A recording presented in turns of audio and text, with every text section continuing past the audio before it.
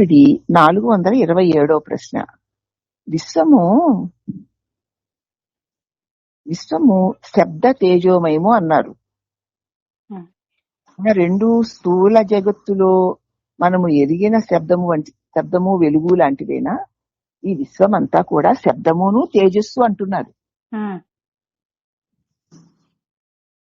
ఆ రెండును స్థూల జగత్తులో ఈ మెలకువలో మనం ఎరిగిన శబ్దము తేజస్సేనా?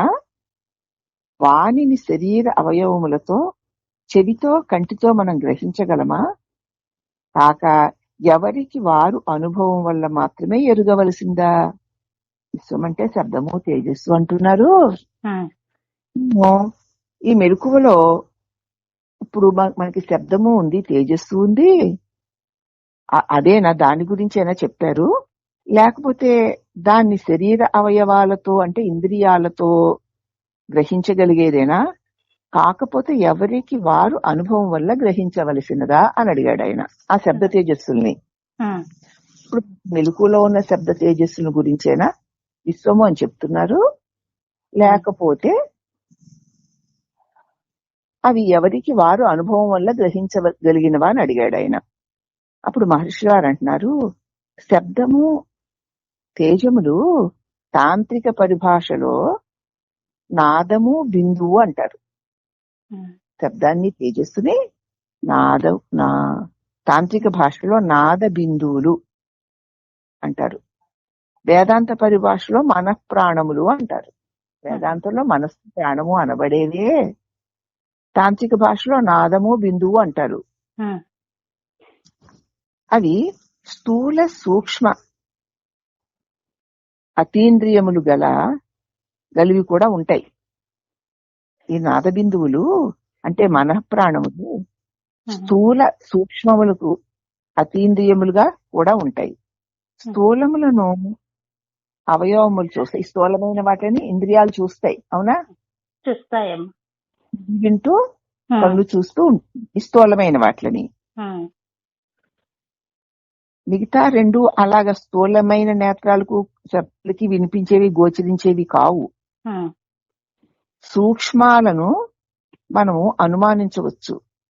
అతీంద్రియములే. కాబట్టి సూక్ష్మాన్ని ఏమైనా ఊహించవచ్చు మనం. మరి సూక్ష్మం అంటే నిధులలో ఏమున్నాయి? అక్కడ ఈ స్థూల శరీరం లేదు. మరి లేనప్పుడు ఇంద్రియాలు ఇంద్రియ విషయాలు ఉండవు కదా. ఉండవు. కానీ మరి అక్కడ స్థూల శరీరం లేకపోయినా ఇంద్రియాలు అక్కడ ఆ విషయాలను గ్రహిస్తున్నాయి. అక్కడ గ్రహిస్తుంది, మరి ఇంద్రియాలా లేవుగా. మరి ఎవరు గ్రహిస్తున్నారు? నీ స్వప్న జగత్తులో ఉన్న జగత్తుని నువ్వు గ్రహిస్తూ వ్యవహరిస్తూ ఉన్నప్పుడు నువ్వు స్థూల శరీరానివి కాదుగా. కాదమ్మా. సూక్ష్మ శరీరానికి ఆకారం ఉందా? లేదు. ఆకారం లేనప్పుడు ఇంద్రియాలు ఉండవు కదా. మరి ఇంద్రియాలు లేనప్పుడు మరి ఆ సూక్ష్మ జగత్తులోని వాటిని గ్రహించేది ఎవరు? మనస్సమ్మ. అతీంద్రియములు. అతీంద్రియాలంటే అతీంద్రియాలు ఈ ఇంద్రియాలకు అతీతంగా ఆధారమైన అతీంద్రియములు. ఈ ఇంద్రియములు కానివి అంటే ఈ ఇంద్రియములు కానివి. ఆ సూక్ష్మ అంటే సూక్ష్మ ఇంద్రియాలని అంటారు కానీ అక్కడ ఇంద్రియాలు ఆకారాలు లేవు అన్నారు భగవాన్. అప్పుడు ఉన్నాయా? మరి లేవుగా. లేవమ్మా. అప్పుడు ప్రత్యేకుడు మరి హిందూ ధర్మము జీవుడికి పునర్జన్మను చెప్తోంది. మన హిందూ ధర్మము జీవుడికి పునర్జన్మం చెప్తోంది. ఒక తనువు నష్టమై మరొక తనువు తీసుకొనక ముందు ఆ జీవుడు గతి ఏమిటి? ఈ శరీరం పోయి మరొక శరీరంలోకి వెళ్లే లోపుగా ఈ జీవుడు ఎలా ఉంటాడు అని అడిగాడు. ఇప్పుడు మహర్షి వారు అంటున్నారు, దీని జవాబు నిద్రావస్థ సందర్భంలో దొరికేస్తుంది నీకు. నిద్రలో నీవేమైపోయావు అంటే ఆయన అన్నాడు, నాకు తెలీదు అన్నాడు. సరేలే, నీకు తెలియకపోయినా నువ్వు ఉన్నావా? ఉన్నానమ్మా. ఉన్నావు అంటే జ్ఞాన అజ్ఞానాలకు అందని స్థితి ఒకటి ఉంది అన్నది తెలుస్తోందని. నీవిప్పుడు ఆలోచిస్తున్న ప్రకారం నిద్రలో అజ్ఞానము ప్రబలి ఉన్నా నువ్వు దాని గురించి మాట్లాడడం లేదు. కానీ నీవు ఉంటూనే ఉన్నావు. నిద్ర అజ్ఞానం ప్రబలిపోయి ఏమీ తోచడం లేదు, అవునా? అవును. కానీ నువ్వు ఉన్నావు. నువ్వు లేకపోవడం లేదు. ఏమీ లేదేమో గాని, ఏమీ తెలియబడడం లేదేమో గాని నువ్వున్నావు. నీకు తెలియనంత మాత్రాన నువ్వు అక్కడ లేకపోలేదు కదా. నాకు తెలియదు అన్నావు కదా. మరి తెలియకపోయినంత మాత్రాన నువ్వు లేకపోలేదు కదా అన్నారు భగవాన్. అప్పుడు ఆ పృచ్ఛకుడు ఆత్మ సాధనలో తాను పురోగమిస్తున్నాడో లేదో ధ్యాన కాలంలో అనుభవంగానో మరొక విధంగానో తెలిసే సూచనలు ఉంటాయా భగవాన్? నేను ఆత్మ సాధన చేస్తున్నాను, ఆ సాధనలో అసలు ఏమైనా పురోగమిస్తున్నానా లేదా అన్న విషయం ధ్యాన కాలంలో అనుభవంగా గాని మరొక విధంగా గాని తెలుసుకోవడానికి కావలసిన సూచనలు ఉన్నాయా అని అడుగుతున్నాడు.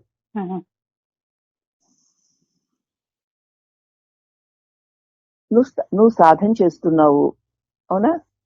కానీ ఈ సాధనలో నువ్వు ఎంత పురోగమించావు, పురోగమించలేదు అనడానికి ఏమైనా సూచనలు ఉంటాయా అని అడిగాడు.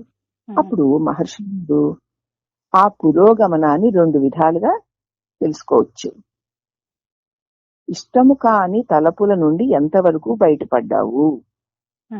నీకు తలంపులు ఇష్టముండదో, ఏ తలంపులకి నీకు బాధ కలుగుతుందో వాటిని మళ్ళీ మళ్ళీ తలుచుకొని దొర్లుతున్నావా, అది వచ్చిన వెంటనే దాన్ని వదిలేసి నువ్వు తేలిక పడుతున్నావా అన్నది ఒకటి. తలంపు మీద ఏకాగ్రతను నువ్వు ఎంతవరకు సాధించావు అన్నది 2. ఒకే దాని మీద నువ్వు ఎంత ఎక్కువసేపు ఉండగలుగుతున్నావు అన్నది ఒకటి. అలాగే ఇష్టం లేని తలంపులు వచ్చినప్పుడు దాన్ని వెంటనే అక్కడికక్కడ వదిలేస్తున్నావా అన్నది ఒకటి. ఈ రెండింటిని బట్టి నువ్వు నీ అభివృద్ధిని నువ్వు తెలుసుకోవచ్చు. ఇష్టం లేని తలంపు వస్తుందనుకో, ఎవరో నీకు ఏదో హాని చేసిన వాళ్ళు గుర్తొచ్చారు అనుకో, వాళ్ళు ఆనాడు ఇలా చేశారు, ఇలా చేశారు, వాళ్ళు ఇంత అన్యాయం చేశారు, ఇంత అక్రమం చేశారు, అలా అలా అవన్నీ తలుచుకుంటూ దానిలో దొరికిపోతున్నావా, లేకపోతే అది వచ్చిన వెంటనే దాన్ని వదిలేసి నువ్వు గట్టిన పడిన వాడిలాగా హాయిగా ఉంటున్నావా? అది ఒకటి. ఇక రెండోది ఏమిటి అంటే, ఒకే తలంపు మీద ఏకాగ్రత చెంది నువ్వు ఎంతకాలం ఉండగలుగుతున్నావు అన్న దాన్ని బట్టి నువ్వు నీ పురోగతిని నువ్వు గుర్తించుకోవచ్చు. బట్టి వాళ్ళు చేసుకోవాలి. ఇది నేను బాగున్నాను కదా, నేను ఇలా ఉన్నాను కదా, నువ్వు ఎలా ఉన్నావు నీకు తెలియాలి కానీ ఇతరులకి ఎట్లా తెలుస్తుంది? తెలియదా? అప్పుడు ఆ పృచ్ఛకుడు మళ్ళీ ఇలా అంటున్నాడు, ఆత్మ సాధనకి సన్యాసం తీసుకోవాలా భగవాన్ అంటే? మహర్షుల వారు అంటున్నారు, సన్యాసం అంటే వ్యక్తిత్వ వివర్జనము, నేనన్న వ్యక్తి భావనని వదలడమే సన్యాసము. ముండము కాషాయము కాదు, తలని గుండించుకోవడము, కాషాయ బట్టలు కట్టుకోవడం సన్యాసం అనుకుంటున్నావేమో, అది కాదు. నేనన్న అహంభావాన్ని వదలడమే నిజమైన సన్యాసము. ఒకరు గృహస్థే అయినా తాను గృహస్థుని అని అనుకోనంత కాలం అతడు సన్యాసే. ఒకడు గృహస్థుడిగా ఉన్నాడు, నేను గృహస్థుడిని, నాకు ఈ గృహస్థాశ్రమ ధర్మాలు ఇలా ఉన్నాయి, నా ధర్మాలను ఇలా చేయాలి, అలా చేయాలి, ఇలా చేస్తున్నా, అలా చేస్తున్నా అని అనుకోకుండా ఉన్నంత వరకు అతడు సన్యాసే. మరొకడు కాషాయాలను దాల్చి దేశ సంచారం చెయ్యొచ్చు, కానీ అతడు తాను సన్యాసిని అని అనుకున్నాడా? అతడు సన్యాసి కాదు. నేను సంసారాన్ని వదిలేశాను, భార్యాబిడ్డల్ని వదిలేశాను, ఆస్తిపాస్తుల్ని అన్నిటినీ వదిలేశాను, నేను గుండు కొట్టించుకొని కాషాయాంబరాల్ని ధరించి ఊరూరా తిరిగి ముష్టి అడుక్కొని జీవితాన్ని గడుపుతున్నాను, నేను సన్యాసిని అన్న భావన వాడికి ఉందే, వాడు సన్యాసి కాదు. నేను సంసారిని, నేను గృహస్థుణ్ణి, నేను ఇట్టివాణ్ణి అట్టివాణ్ణి, అంత గొప్పగా చేశాను అంత గొప్పగా చేశాను చేస్తున్నాను అని అనుకున్నంతసేపు ఆ గృహస్థుడు సన్యాసి కాడు. అలాగే నేను సన్యాసిని, నేను సంసారాన్ని వదిలేశాను అని అనుకుంటే అతడు సన్యాసి కాదు.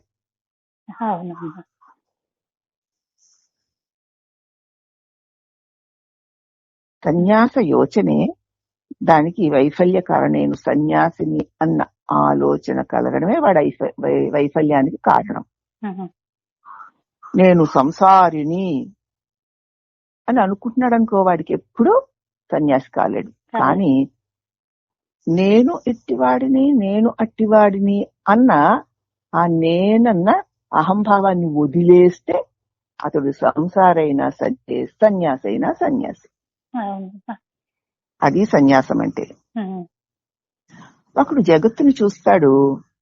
చూచుట అనగానే చూచేవాడు చూడబడేది ఉండాలి కదూ. విషయములు చూచువానికి వెలిగా ఉన్నాయి. వాడు తనకంటే వేరుగా ఉన్న వాటినే కదా చూస్తాడు. చూచేవాడు సన్నిహితుడు, చూసేవాడు సన్నిహితుడు. వాడు తానే గనుక చూసేది నేనే కాబట్టి చూసేవాడు నీకు సన్నిహితుడే నువ్వే గనక అతడు తన దృష్టిని విస్పష్టంగా ఉన్న చూపు వైపుకి తిప్పకుండా విషయాలను వితర్కించడం మొదలు పెడతాడు. ఏదైనా ఒకడు జగత్తుని చూస్తున్నాడు అంటే, ఇప్పుడు మనమే ఈ జగత్తుని చూస్తున్నాము అంటే చూచే నేనును చూడబడేది జగత్తును. చూచేవాడు ఉండాలి, చూచేవాడికి వేరుగా జగత్తు ఉండాలి. ఇక్కడ జగత్తు కంటే చూచేవాడే సన్నిహితుడుగా నీకు దగ్గరగా ఉన్నాడు కదా, నువ్వే అయి ఉన్నావు కదా. అవునమ్మా. అప్పుడు నువ్వే అయి ఉన్నావు కనుక నీవు నీ దృష్టిని స్పష్టంగా ఉన్న ఆ చూపు వైపుకి తిప్పకుండా చూపు వైపు చూడబడే విషయాల వైపుకి తిరుగుతున్నావు. తిరిగి వితర్కించడం, ఇది అలాగా అది ఇలాగా అని తర్కించడం మొదలు పెడతావు.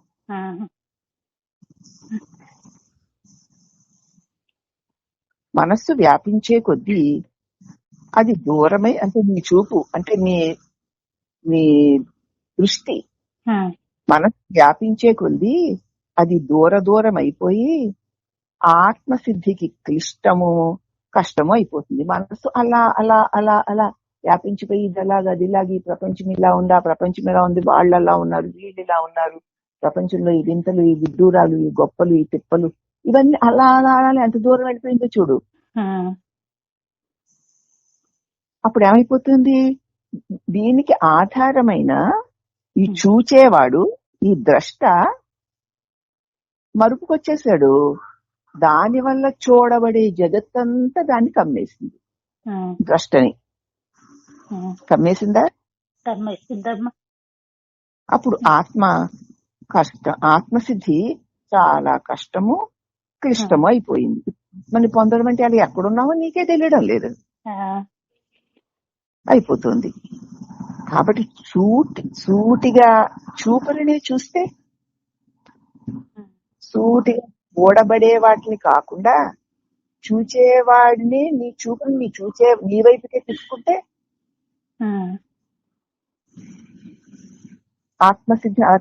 ఆత్మసిద్ధిని పొందాలి తప్ప చూపుని తెలియబడే వాటి మీదకి తిప్పితే నీ ప్రకాశం మరుగైపోతుంది. ఉండగలిగిన జగత్తు స్థిరమైపోతుంది.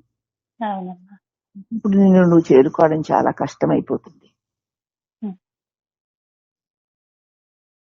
అప్పుడు పిచ్చకుడు అన్నాడు, అంటే విషయాలన్నింటినీ సమన్వయం చేసి వాని ఆధార సత్యాన్ని తెలుసుకోవాలన్నమాట.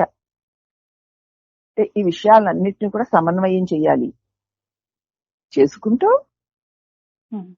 వాటికి ఆధారంగా ఉన్న సత్యాన్ని తెలుసుకోవాలన్నమాట. నానా రకాలుగా తెలియబడుతున్నటువంటి ఈ విషయాలన్నిటినీ సమన్వయపరిచి దీన్ని ఆధారమైన సత్యాన్ని తెలుసుకోవాలన్నమాట అన్నాడు అతను. భగవాన్ అన్నారు, మళ్ళీ ఆ విషయాలు గొడవ ఎందుకయ్యా నీకు? అనేక అనేకత్వాలతో ఉన్న ఆ జగత్తుని చూచేవాడెవడో చూడు.